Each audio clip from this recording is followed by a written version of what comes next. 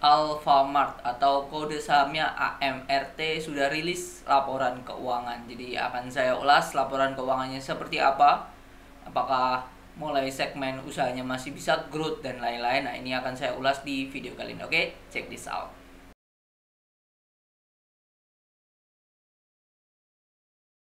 Sebelum mengulas, ini saya lihat dari Instagram akun Emiten News yang mana mereka mengcompare Alfamart dan Indomaret karena dua brand retail ini ya sering banyak di jalan-jalan lah ya.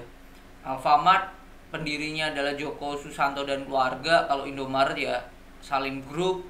Berdirinya nggak jauh beda 1989 dan 1988, tapi untuk IPO-nya Indomaret lebih dulu ya. Tahun 2000 lewat The Net. Kalau Alfamart itu 15 Januari 2009 dan ini jumlah gerainya kalau diperhatikan sejak Indomaret ya sejak 2020 sampai 2022 itu growth-nya senilai, bentar kita hitung dulu, 2022 di 21 251 kurangi 18 290 2961 ya, range 2022 ke 2020 2961. Kalau si Alfamart itu senilai 2413, selisih 500 gerai. Selisih 500 gerai. Tapi kalau jumlah gerai paling banyak tetap Indomaret 21.000. Si Alfamart 17.800, tipis lah.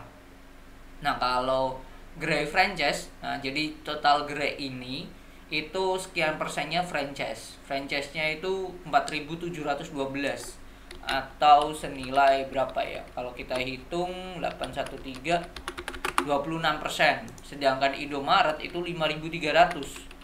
5.300 itu sekitar 25% juga, sama. Secara jumlah gerai yang di franchise kan sama. Total asetnya ini selisihnya hampir lumayan, 16 triliun. Oke, 16 triliun. Indomaret lebih besar dan pendapatannya sampai 2022 itu ini 2,9. Nah, ini dari sini kita tahu ya bahwa meskipun jumlah gerai Indomaret lebih banyak, tetapi net income-nya itu Alfamart lebih luar biasa ya, 2,9 triliun. Nah, ini kita cek ya. Di sini Stockbit 2,9 itu 2022. 2023 mereka 3,4 ya. Sedangkan Indomaret lewat The Net itu senilai, kita cek ke statistiknya, labanya 2023 700 M doang. Jadi jauh Alfamart lebih oke dibandingkan si Indomaret dari segi laba ya. Meskipun gerainya lebih banyak si Indomaret gitu. Nah, ini kita cek ya. Kita cek dan juga nanti di akhir ya. Itu kan si Alfamart sering bagi dividen. Nah, ini kita akan tulis juga berapa dividen proyeksinya, kita akan hitung. Oke. Kita lihat ini laporan keuangan dari Alfamart AMRT yang mana asetnya itu mencapai 34,2 triliun ya, di mana di 2022 itu 30,7, jadi growth-nya lumayan 10% ada untuk si asetnya sendiri. Kasnya ada di 4 triliun. Oke. Kalau kita cek kasnya seperti biasa susunannya, kasnya 4 triliun itu berada di deposito senilai 200 M, sisanya dalam bentuk kas. Oke. Kalau kita lihat hutangnya, nah ini hutang berbunganya 62 M dan juga mana nih bagian liabilitas jangka panjang jatuh tempo 1 tahun. Nah, ini nggak ada, berarti yang berbunga cuma 62 M ya, bisa tercover ya. Dan utang jangka panjangnya yang bank itu senilai nggak ada.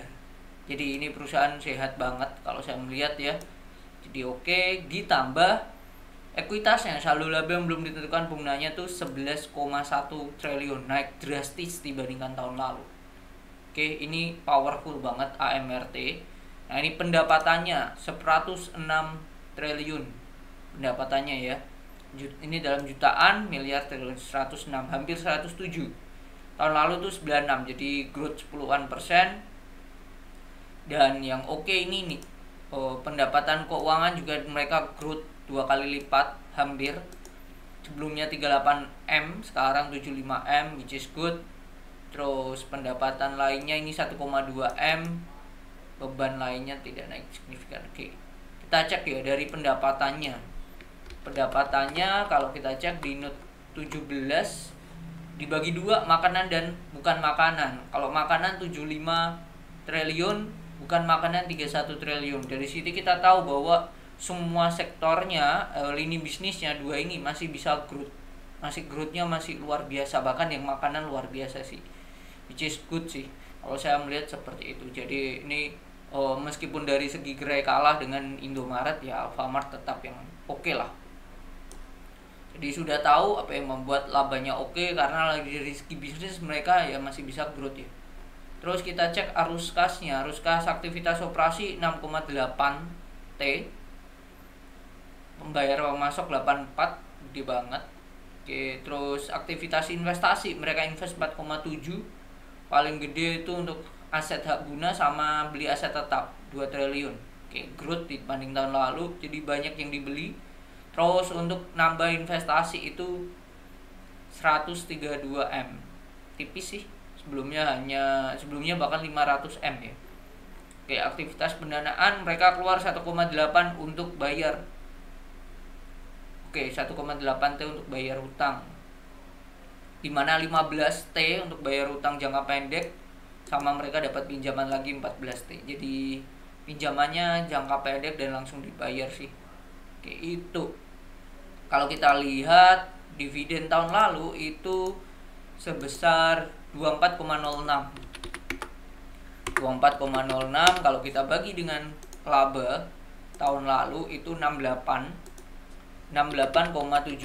Hasilnya adalah 35%. Nah, kalau ini jadi 0,35 kita kali dengan EPS tahun ini 81,97, hasilnya 28,6. Let's say 28 setengah lah.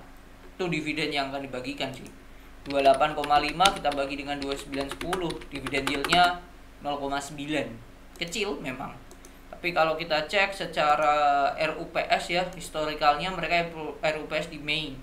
Dan ini April sudah mau libur lebaran, belum ada tanda-tanda, jadi kemungkinan mereka akan bagi dividen itu di range Mei sih RUPS. Akan seperti itu. Jadi kesimpulannya kalau dibandingkan dengan Indomaret lebih oke, lebih apa ya?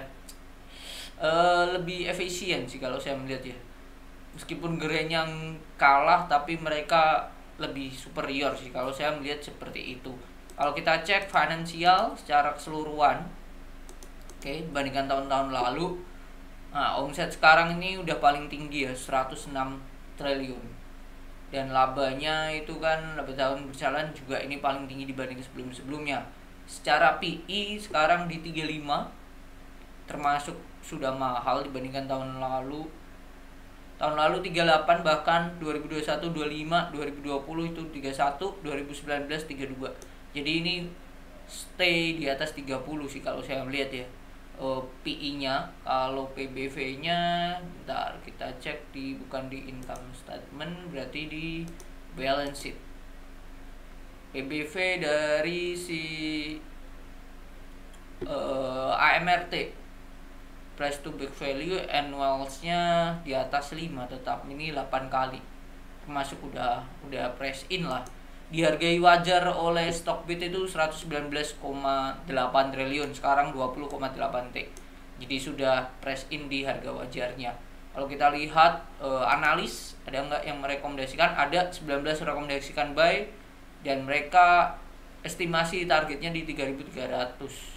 Kalau saya melihat growth di atas 3.000 masih bisa untuk AMRT, melihat mereka masih bisa bergerak, pangsanya menambah gerai dan lain-lain masih, which is good. Dan saya melihat meskipun kalah dari segi gerai, yang terpenting mereka lebih efisien daripada Indomaret. Jadi kalau disuruh milih apakah milih Indomaret atau Alfamart, pilihannya Alfamart. Tapi untuk di harga sekarang menurut saya belum dulu sih. Jadi itu yang bisa saya share di video kali ini, semoga bermanfaat dan see you on the next video. Bye bye.